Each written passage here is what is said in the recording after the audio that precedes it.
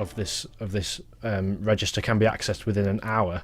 So, as you've said, you feel at the minute as though the island is actually exceeding international expectations rather than not conforming to. Yeah, I think that's a pretty safe bet, to be honest. The island is always quite a well-regulated place. I think we're quite well regarded in that respect. And when it comes to our beneficial ownership register, I think it's been said numerous times that actually the access, and what's important is that the law authorities in places like the UK have access to the register if and when they need it, and that information is provided, I think, in every case within 24 hours, and within urgent cases, it can be provided within an hour. I think those comments were made as well in the House of Commons during the debate on Tuesday. So there is a recognition there that our beneficial ownership regime is more than up to the task of dealing with the issue it's designed to address, which is that of money laundering and countering tax evasion.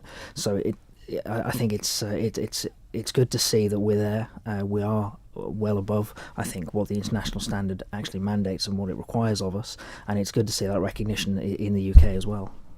And the point's been made already. I know that the timing of these discussions in the House of Commons was, or would appear from the outside to not be a coincidence, with local elections coming in, I think it was 2 days' time, so it must be tomorrow. And this being brought forward by the opposition.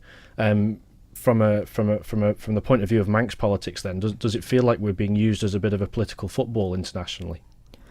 I think there's always that risk, and I think we've seen that in the past with the opposition party in the UK actually levelling accusations at the Isle of Man, again, some of which were repeated again in the Commons debate on Tuesday about tax evasion, or you see the Paradise Papers being released. But actually, they were alleging all sorts of things in the debate about the numbers of prosecutions. Actually, you see the fallout on the Isle of Man. We haven't seen any of that here, and again, that comes back to the fact that we are a well-regulated international jurisdiction, and we do have these regimes such as our beneficial ownership regime that work, that do what they're designed to do, with a minimum of fuss in a lot of ways.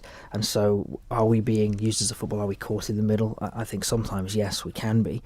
We just have to remember to step back from that and look at the reality of the situation and try and ignore some of the rhetoric that often gets thrown around. Regardless of what is sort of reality on the island, the fact that these discussions are continually happening internationally, is that damaging to the island's reputation? I think there's always that risk, but I think it's just very important that we keep doing what we've always done, which is to stand up and reiterate some of the facts about the island, that we are well regulated, we are a respected international jurisdiction. We do have these regimes in place. They do exactly what they say on the tin. They do exactly what they're intended to do, which is to protect our finance sector, to protect our international reputation. And so sometimes, you do run the risk of being caught in that smear campaign, I suppose. But that's the world that we live in, unfortunately. How much should the island's privacy be dictated by other jurisdictions? Well, there's two questions there, I suppose. Firstly, you're talking about privacy, and actually that's quite a relevant point in this respect, because the intention, I think, which is probably the right intention of people in the UK, they're trying to deal with the issue of secrecy and transparency, and that is a different issue to the issue of privacy. And so we all have a fundamental right to privacy in our personal lives and in our business dealings. And so there is a question to be answered there, is actually, is a public register in everyone's best interest? Does that cross the barrier dealing with privacy? And should we accept the fact that actually we have a regime already that addresses the secrecy issue, which is the issue everyone's talking about and the issue that really causes the problem? The second angle of what you were talking about is, should somebody else be legislating for us? And the answer to that question is a resounding no.